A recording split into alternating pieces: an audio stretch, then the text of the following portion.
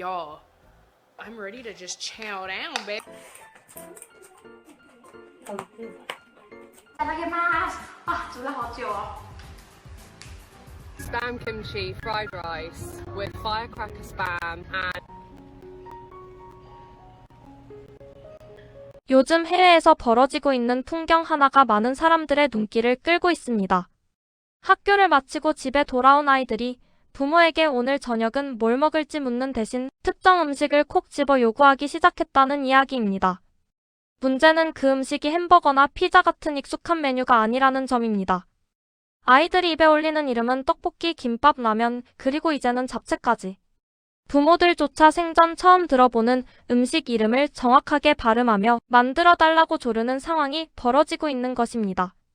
아이들 식사를 챙기는 일은 어느 나라 부모에게나 늘 고민거리입니다.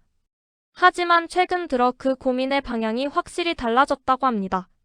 이전에는 어떻게 하면 채소를 먹일 수 있을지, 패스트푸드를 줄일 수 있을지를 걱정했다면 이제는 아이들이 한 번도 본 적 없는 외국 음식을 요구하는 것이 새로운 고민이 되었습니다. 특히 당면이라는 재료 자체를 본 적도 만져본 적도 없는 부모들에게 잡채는 상당히 난이도 높은 도전이 될 수밖에 없습니다. 그렇다고 평소처럼 통조림이나 냉동 음식을 내놓으면 아이들이 아예 손을 대지 않으니 결국 부모들이 직접 한국 음식을 배우기 시작하는 사례가 늘고 있다고 합니다. 그런데 이 상황이 단순히 부모들의 고충으로만 끝나지는 않습니다. 더 흥미로운 변화는 그 다음에 나타납니다. 아이들 때문에 어쩔 수 없이 시작한 한식 요리가 어느 순간부터 부모들 자신에게도 즐거움이 되기 시작한 것입니다. 처음에는 유튜브 영상 하나를 틀어놓고 반신반의하며 따라하던 요리가 이제는 새로운 취미처럼 자리 잡습니다. 한국 요리 채널을 구독하고 레시피를 저장하며 마트에 가면 자연스럽게 김치나 고추장 코너를 찾는 자신을 발견하게 됩니다.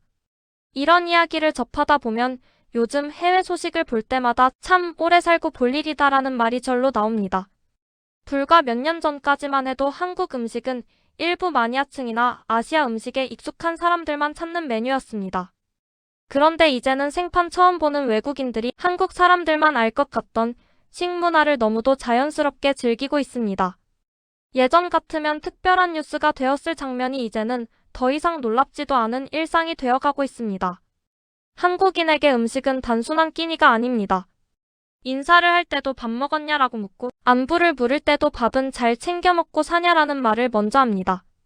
반대로 마음에 들지 않는 상황이나 사람을 표현할 때는 밥맛 떨어진다는 말이 자연스럽게 튀어나옵니다. 그만큼 음식은 한국인의 감정과 기억, 관계가 모두 얽혀있는 중요한 요소입니다. 그래서 우리가 매일 먹는 음식이 외국인들에게 어떻게 받아들여지는지 자연스럽게 관심을 갖게 되는 것도 어쩌면 당연한 일입니다. 한때는 한류 열풍에 힘입어 한식을 세계에 알리려는 시도가 활발하게 이루어진 적도 있습니다. 정부와 기업, 요식업계가 함께 나서 한식을 세계화하겠다는 목표를 내걸었지만 결과는 기대만큼 만족스럽지 않았습니다. 외국인들의 반응이 극명하게 갈렸기 때문입니다. 어떤 음식은 식감이 낯설다는 이유로 거부감을 샀고 어떤 음식은 매운맛 때문에 한 입 먹고 포기하는 경우도 많았습니다. 심지어 일부 한식은 이해하기 어려운 음식이라는 인식까지 생겨났습니다. 당시에는 외국인 입맛에 맞추겠다는 이유로 여러 가지 타협도 이루어졌습니다. 재료를 구하기 어려우니 대체 재료를 사용하고 이름이 낯설다는 이유로 영어식 명칭으로 바꾸기도 했습니다.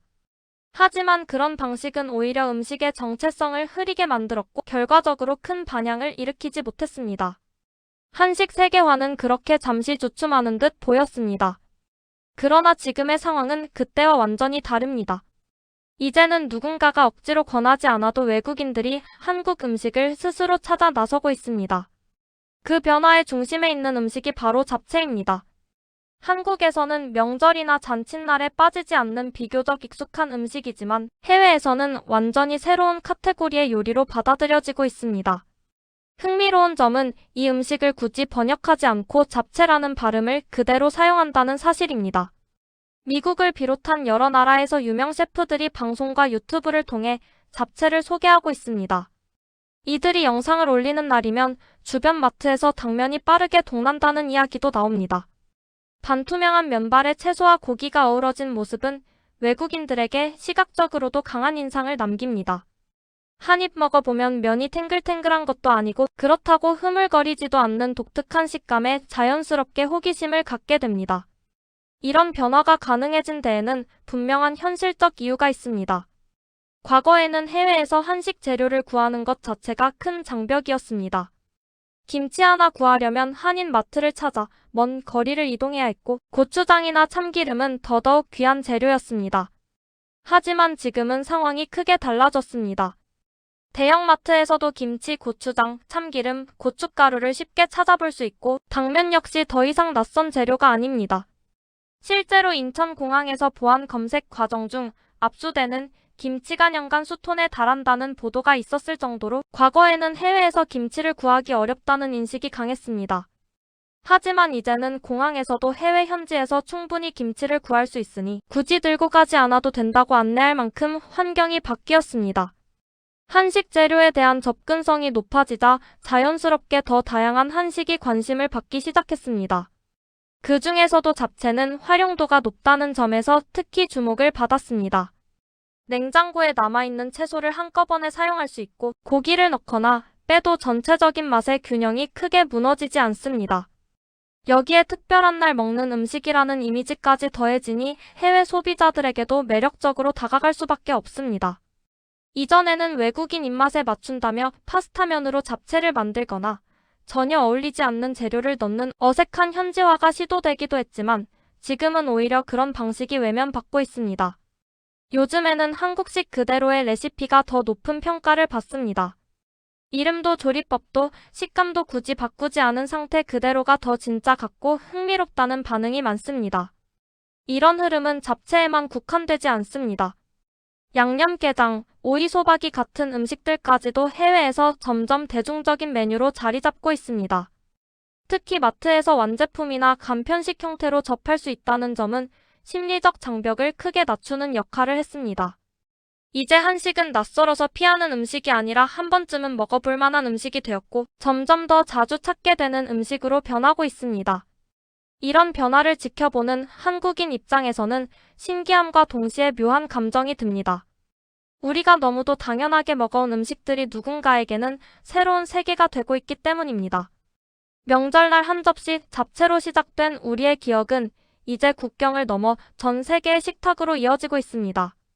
투명한 당면 한 가닥은 단순한 식재료를 넘어 한국이라는 나라에 대한 호감과 신뢰를 잇는 보이지 않는 연결고리가 되고 있습니다. 이 조용하지만 분명한 변화는 앞으로도 계속 이어질 가능성이 큽니다. 그리고 어쩌면 머지않아 해외의 어느 가정에서도 오늘 저녁 메뉴를 고민하며 오늘은 잡채 어때?